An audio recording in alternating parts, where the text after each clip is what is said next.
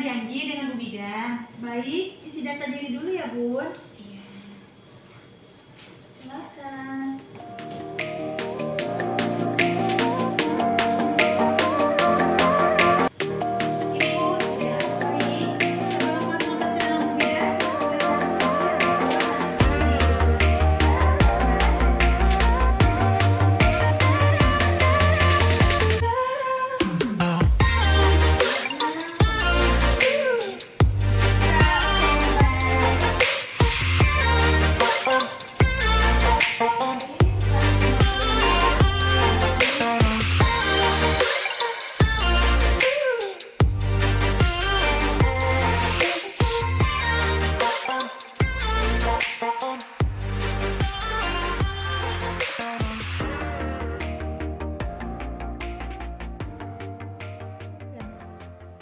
Halo, assalamualaikum. Waalaikumsalam, Bu Bidan. Gimana kabarnya? Alhamdulillah. Sehat. Bu Bidan gimana?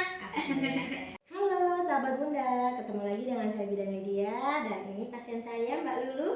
Mbak Lulu ini sebulan lagi akan melangsungkan pernikahan dan Mbak Lulu dengan calon suami. Nah, calon suaminya mana nih? Nggak bisa datang, Bu Bidan. Sedang kerja. Nanti disampaikan ya. Ini mau tanya-tanya tentang persiapan kehamilan yang sehat. Mau tahu kelanjutannya? Lihat terus yuk.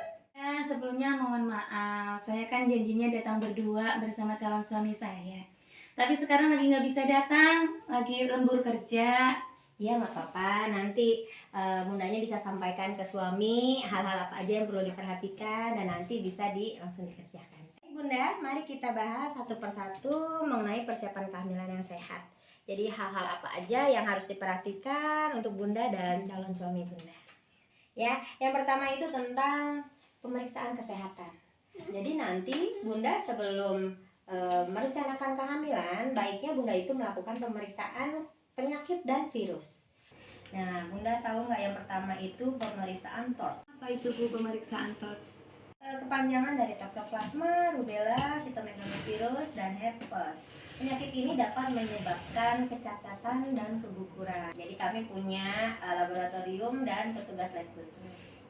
Ya, terus kemudian juga bisa melakukan pemeriksaan virus hepatitis dan HIV karena virus ini bisa melakukan penurunan, jadi nanti bisa tertular ke janin gitu.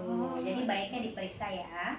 Dan Bunda juga dapat melakukan pemeriksaan penyakit seksual menular karena ini dapat menyebabkan kematian ibu, janin maupun bayi yang akan dilahirkan. Ya, jadi banyak pemeriksaan penyakit dan virus yang nanti harus Bunda dan calon suami Bunda lakukan ya. Kemudian juga bisa dilakukan pemeriksaan terhadap penyakit yang diderita, misalnya penyakit asma, terus penyakit gula atau kita biasa sebut diabetes ya. Terus juga penyakit jantung. Karena kalau Bundanya punya penyakit seperti ini, saat nanti proses kehamilan itu akan memperberat dan menjadi masalah ataupun membahayakan jika tidak dilakukan perawatan dan pengobatan yang teratur gitu. Kemudian Bunda juga bisa melakukan pemeriksaan penyakit akibat kekurangan zat besi atau yang biasa disebut anemia. Ini nanti bisa dilakukan pemeriksaan dengan pemeriksaan darah rutin, terus juga nanti dengan mengkonsumsi vitamin, itu bisa dilakukan. Karena kalau kekurangan zat besi itu bisa menyebabkan bayi Bunda lahir prematur atau juga bisa keguguran. Nah, itu yang pertama ya, tentang pemeriksaan kesehatan. Kemudian Bunda juga bisa melakukan pemeriksaan darah. Jadi bisa melakukan pemeriksaan golongan darah dan resus. Resusnya positif atau negatif. Jadi nanti untuk antisipasi perbedaan golongan darah saat nanti proses persalinan. Jadi kalau sudah diantisipasi, nanti bisa disiapkan jika butuh transfusi. Kemudian juga Bunda harus melakukan persiapan fisik. Persiapan fisiknya apa aja, Bu? Jadi untuk persiapan fisik Bunda itu bisa dilakukan dengan olahraga teratur. Seminggu cukup 3 kali dan dilakukan selama setengah jam. Dan itu harus dilakukan rutin. Nah, tadi Bunda sudah dilakukan pemeriksaan fisik ya. Iya. Untuk berat badannya 56 kilo, tingginya 155 cm. Nah, ini untuk indeks massa tubuh Bunda masih dalam batas normal ya. Jadi berat badan yang sehat itu bisa membantu pembuahan dan proses kehamilan lebih nyaman. Jadi udah oke di situ ya Bun ya. Karena kalau berat badan yang kurang itu nanti kurang subur. Dan kalau berat badan yang berlebihan itu bisa menyebabkan komplikasi. Jadi seperti tekanan darah tinggi, kemudian juga bisa diabetes selama kehamilan, dan kalau kegemukan nanti akan mengalami proses ovulasi atau pembuahan itu yang tidak teratur. Jadi jaga untuk berat badan yang ideal. Bunda dan calon pasangan harus menghentikan kebiasaan buruk. Misalnya salah satunya merokok. Nah, bundanya gimana? Merokok nggak nih? Enggak. Alhamdulillah enggak ya. Nah, kalau untuk suaminya bagaimana? Merokok, Bu. Ya, calon suaminya merokok. Nah, baiknya selama merencanakan nanti setelah nikah ya, merencanakan kehamilan, baiknya ayahnya itu stop rokoknya. Karena perokok pasif sama bahayanya dengan perokok aktif. Jadi racun pada rokok itu sangat berbahaya Bunda. Jadi nanti dia bisa mengakibatkan kerusakan kromosom pada tuba falopi atau saluran telur. Dan juga dapat melemahkan kemampuan untuk menghasilkan estrogen, yang itu yang berfungsi untuk menyiapkan lapisan rahim menjelang kehamilan. Jadi baiknya untuk merokok di stop ya. Kemudian juga kita harus mempersiapkan untuk melakukan hubungan seksual. Itu yang bagaimana itu, Bu? Jadi nanti Bunda lakukan hubungan seksual di saat yang tepat gitu. Jadi pada masa subur. Apa masa subur itu? Masa subur itu terjadi 14 hari sebelum menstruasi sebelumnya.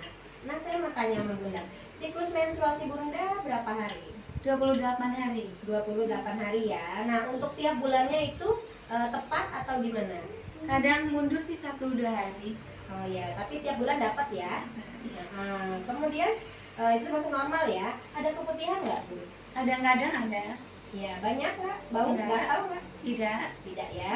Keputihan fisiologis itu nggak apa-apa, tapi tetap jaga personal hygiene-nya. Jadi nanti kalau habis buang air kecil, Bunda bisa keringkan, atau misal celananya basah lembab, Bunda bisa ganti.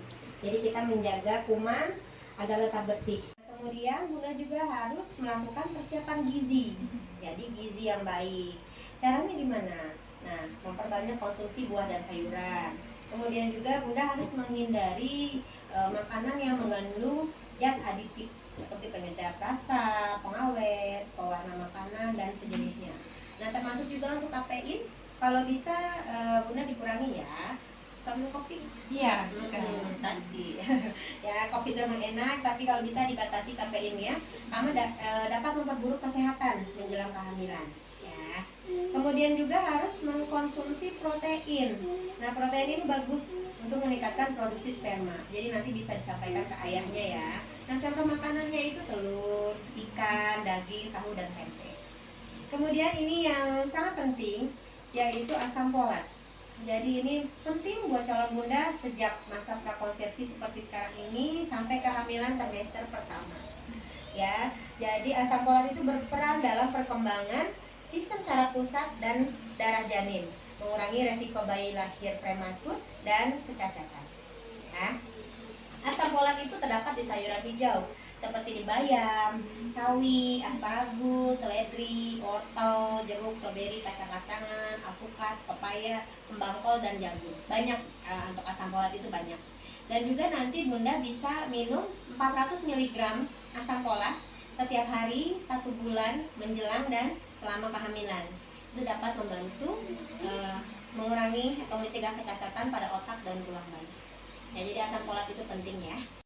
Kemudian bunda juga bisa mengkonsumsi berbagai macam vitamin. Nah, saya jelaskan ya jenis-jenis makanannya ya.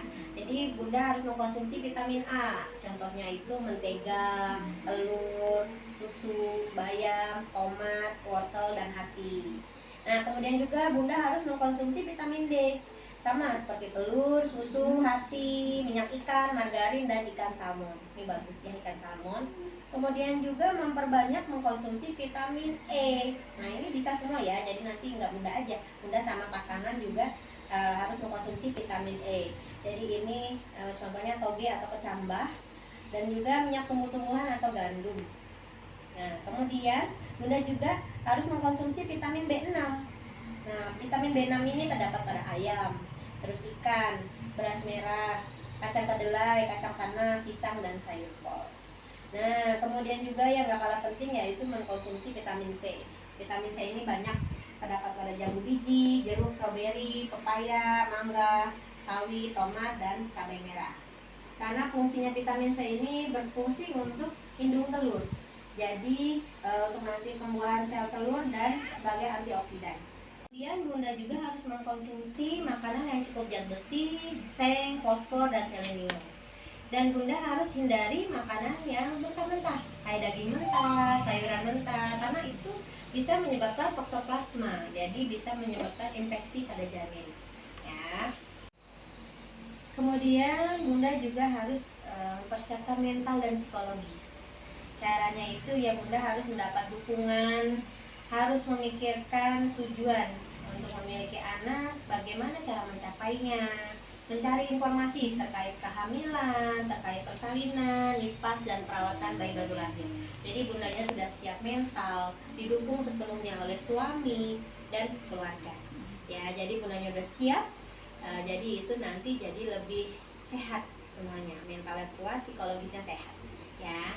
Kemudian juga Bunda harus mempersiapkan finansial. Nah, ini nggak kalah penting ya, karena finansial itu banyak yang harus disiapkan, dari biaya kesehatan, konsultasi dengan dokter atau bidan, pemeriksaan kehamilan selama hamil, untuk persalinan juga. Nah, biaya pasca melahirkan seperti yang harus dipikirkan tempat tidur bayi, pakaiannya, popoknya, selimutnya, serta persiapan untuk hal-hal yang tak terduga. Jadi semua harus dipikirkan dan direncanakan dengan baik dan matang bersama pasangan. Nah, ini persiapan juga yang harus Bunda lakukan, yaitu persiapan kultural. Jadi Bunda harus mengetahui nih adat istiadat, tradisi atau kebiasaan hidup di lingkungan Bunda atau lingkungan sekitar Bunda. Jadi ada hal-hal atau kebiasaan hidup yang kurang baik terhadap kehamilan, Bunda bisa cegah itu. Misalnya seperti ada pantangan makanan, nggak boleh makan telur atau daging selama kehamilan. Nah itu Bunda bisa mencegah itu. Lalu untuk pelaksanaannya 1 bulan lagi ya. Iya. Nanti 2 minggu sebelum pelaksanaan, Mbak sama pasangan kesini ya. Imunisasi catil itu imunisasi tetanus. Jadi itu berguna untuk nanti mencegah infeksi tetanus pada bayi baru lahir. Nah nanti imunisasi yang keduanya 2 minggu setelah Mbak Lulu nikah. Ya, baik Mbak Lulu, itu yang bisa saya jelaskan mengenai perencanaan kehamilan yang sehat.